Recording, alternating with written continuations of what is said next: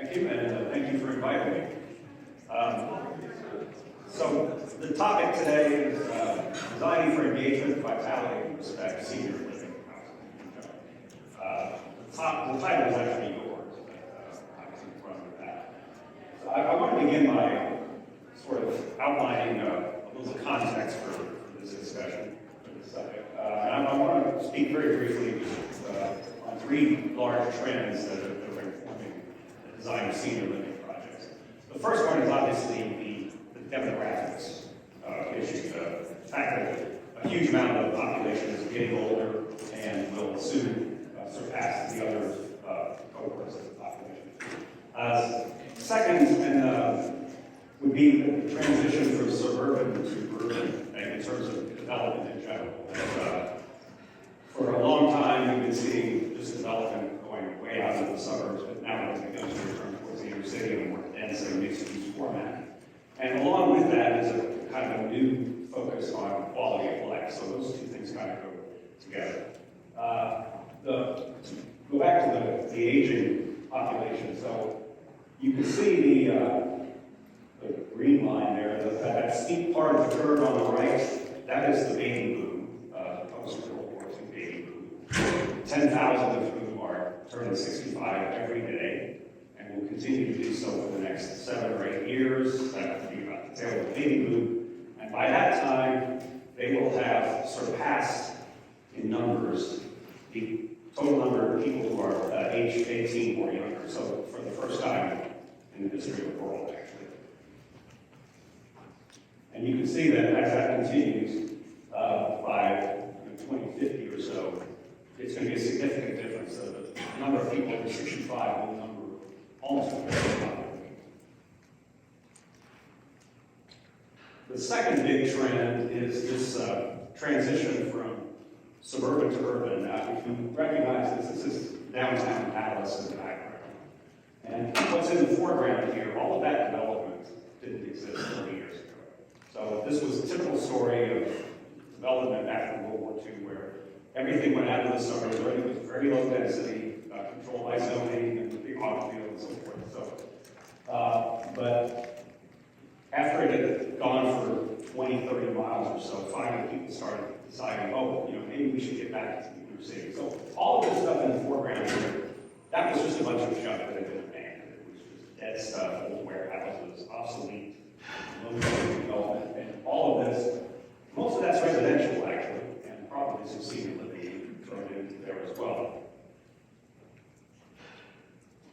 Senior living projects have also followed this trend. They used to be developed, and to some degree still are, developed out in the suburbs, and now they've also begun to move in denser formats, closer in the city.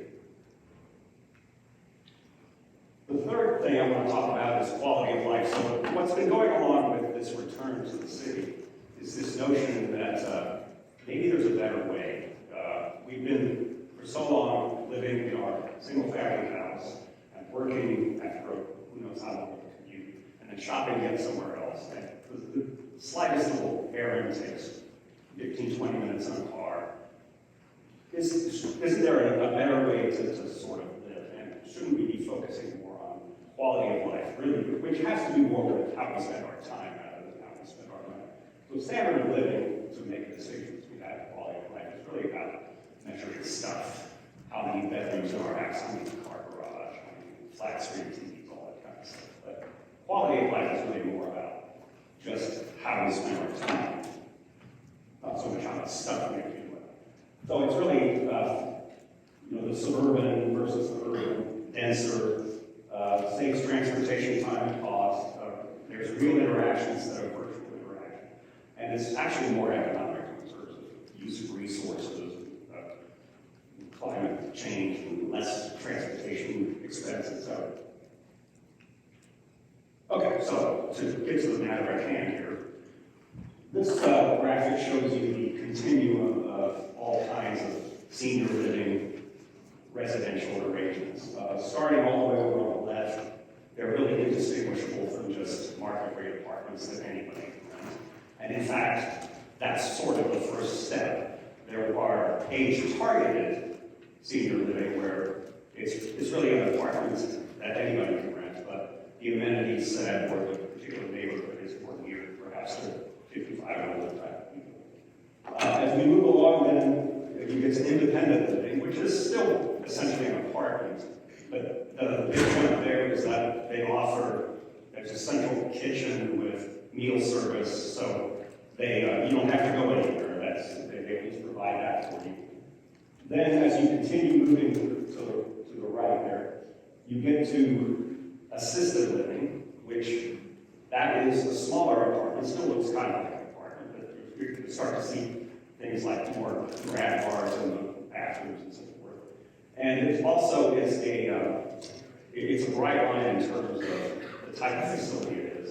It's typically a state licensed facility because it provides a certain standard of care. And as a building type, I'm not going to get too much in the weeds on the technicalities of this, but it is, from a building code perspective, instead of being a residential building type, it's considered an institutional building type, similar to a hospital or a prison. The common denominator being that some of the occupants are not free to evacuate the building at will, so it's a completely different theory of how you defend in place and for fire safety and then life safety.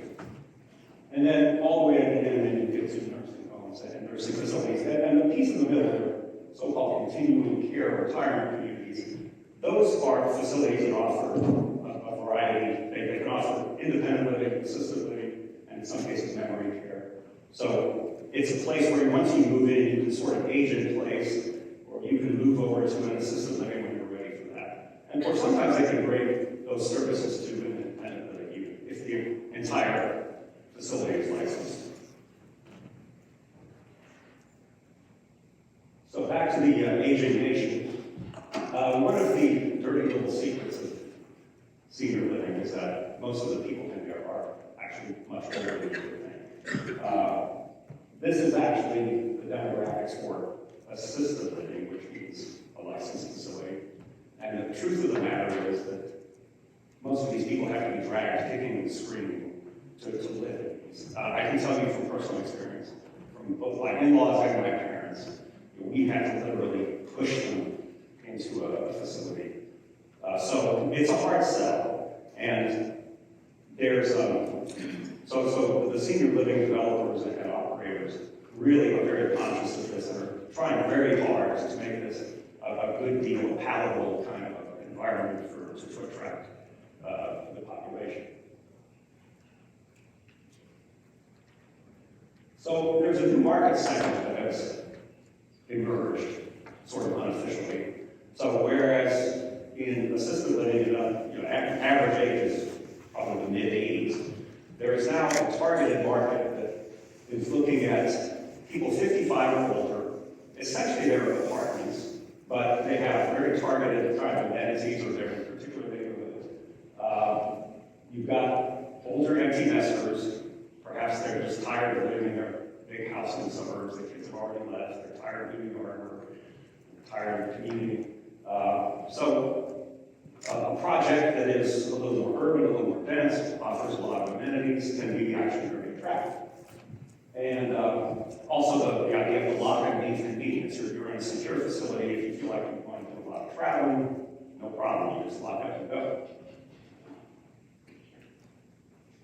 So along with this sort of suburban to reurbanization trend, has come new housing typologies where buildings like this that were apartments in the 5, 6, and higher really didn't exist before about 25, 30 years ago. In fact, apartments used to be sort of stigmatized. It was something you lived in if you couldn't afford to buy a house.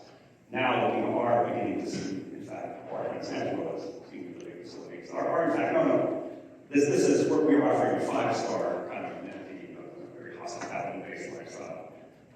This is something you really want to come live in. So the new housing typologies are, you can see this is a picture from Houston.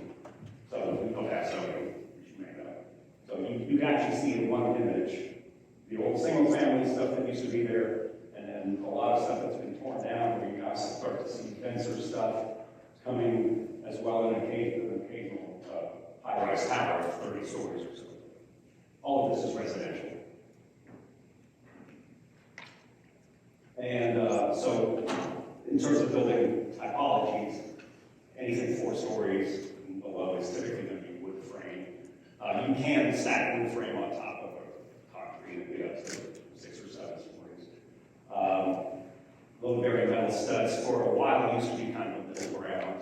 Lately, because of whatever supply chain issues or so after COVID, it's no longer cost competitive, but it's really about the same price as fast concrete, which you really only see in very dense urban situations, and is actually a significant step more expensive on a per square foot basis. So it really is targeted for the very upper end of the demographic scale.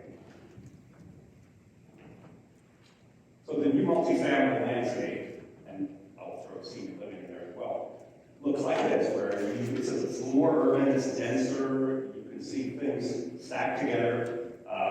The mixing of uses is very important, where you have retail, restaurants, and other services at the ground level. And so it's not necessary to have to drive literally to do the simplest little thing. It's a very attractive kind of lifestyle, and again, focused on quality of life rather than a smaller unit, but with a lot of amenities around, so you don't feel like you have to provide everything self-contained in your own unit. The new senior living is very much followed along. So it's followed these apartments, the market rate apartments, the renter by choice market, into the more urban areas now. So it is now doing 7, 8 stories of the occasional high rise, 20 or stories or more. And much more of a hospitality focus in their philosophy, offering a full range of services. Live in a resort kind of idea. And they're also targeting the younger active adults for 2 reasons, really. One is just as a market that you can move into a facility like this at 55, 60, 65 age.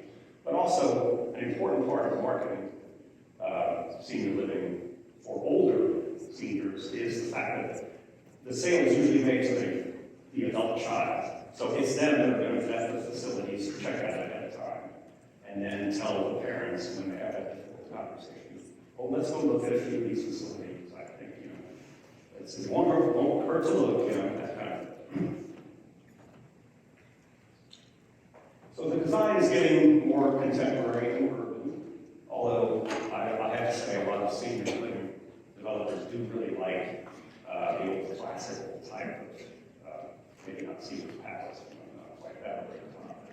But more traditional, I guess, architecture. But it is beginning to move as the population ages, because now it's really baby boomers who sort of the target demographic really getting to be. And they're much more okay with a little, not edgy, but something a little more contemporary, a little modern. These are all recent senior facilities. 7 stories or so on, again, infill urban sites.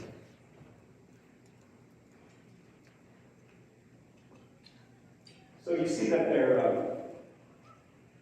and it's much more of a luxury hospitality model. So this particular facility offers 3 different dining rooms. So there's a little bistro, and then a more formal dining room, and then kind of a little snack bar kind of idea. All of them are located on the top floor, because this particular facility had views overlooking downtown. You can kind of see that in the distance.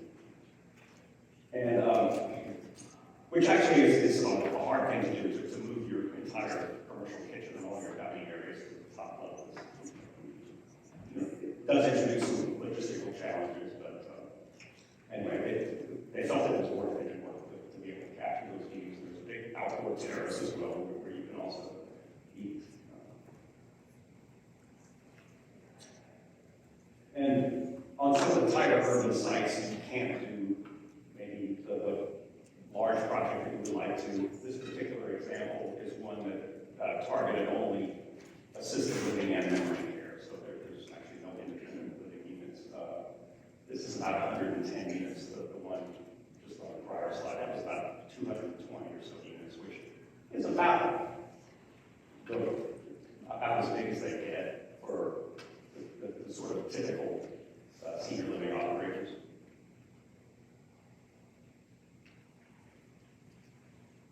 And as I said, often they're marketed to the adult child. So in terms of what, sort of presenting the look, the feel, the amenities, it's the kind of thing where, you as an adult child trying to get your parents in this facility, you could say, oh, I feel good about moving my parents to this facility, and I will come visit often because it's such a nice place.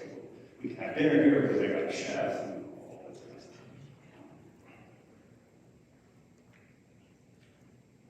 And they do have, obviously, targeted amenities and activities.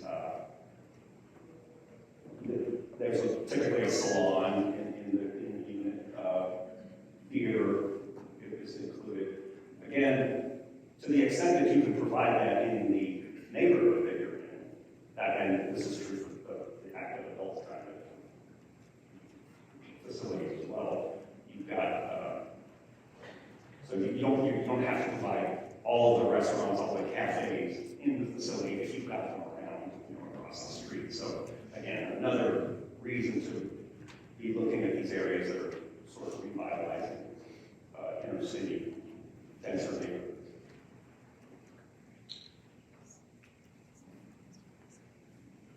The amenities set is pretty extensive. Of course, they've got the full meal service, and many of them provide transportation services, shuttles, limited housekeeping services. But as far as physical facilities, there's a full range of fitness areas. There's pet spas, fitness centers, tour experience. Yeah, a lot of what they the design of these things is a carefully, when you design one of these facilities, you really think about what is the sequence where you're taking somebody through to show them the facility. So you want to be very careful that there's always something good to look at, that you don't get to the end of a corridor and then turn back and come the same way. So there's a series of circuits that you do, and you're always having a little bit of a different experience to show. It's always something new to talk about.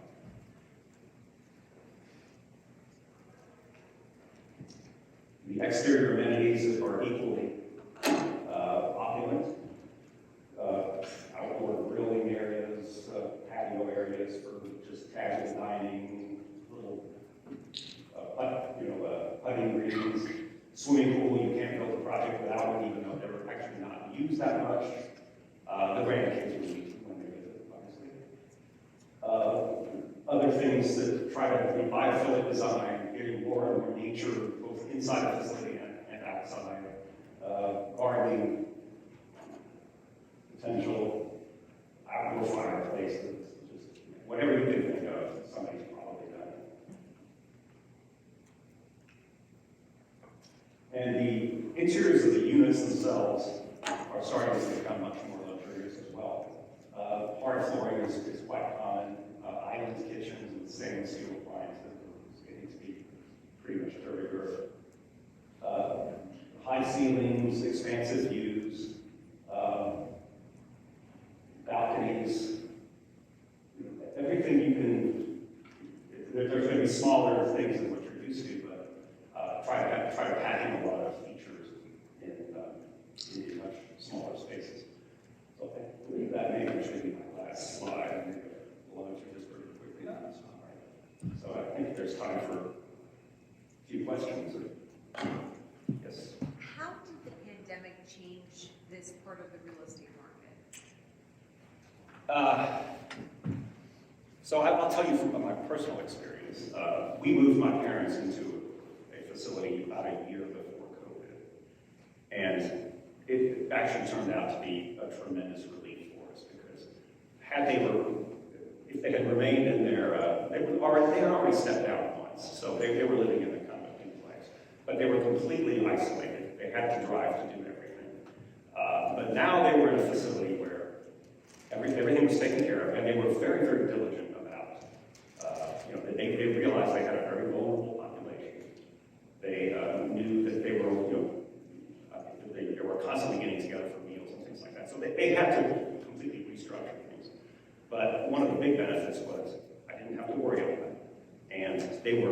first in line to get the vaccines when that came out. So they have the ability to, they have the pull or the clout or whatever to make sure that their population is taken care of. So I think it was a good thing. Now, does anybody know that? Probably not. I mean, I think they've struggled along with everybody else to understand what does this mean. Certainly the apartment market has had to think, oh gosh, what do we do about working from home, for example. We didn't even used to think about that. But now it's sort of, okay, well, a co-working space has got to be part of your amenity package nowadays. And it's a pretty large one. You really can't make them large enough, almost. And it's not so much that you want to have like a little, in the larger units, yes, you can have a study area or a desk or something like that. Really, people would prefer to work in more of a communal kind of arrangement. So a co-working space is really key. It's probably not so much for the senior living, but yeah, they, by virtue of being big and organized, I think it was actually a benefit for them to deal with COVID. Yes? There's a segment of older adults who do not want to share walls with other people. They find the whole apartment, condo setting claustrophobic. My dad would have been one of those. Yeah. I'm wondering whether the single-family build-to-rent model can be adapted for that audience that particularly does not need to build equity at that point in their lives either. So you save the home buying for the young people to build the wealth. That's I don't think I've ever heard anybody articulate it quite that way, but yes, there's built to rent is a whole new segment of the real estate market that it's actually suburban, it's low density, but it's single family detached, but it is multiple units on one lot typically, and it is a project in the sense of it's a bunch of units built for rent. They have amenities, but it's more suburban kind of amenities. Lots of places for your dog to run, typical cat yards and so forth.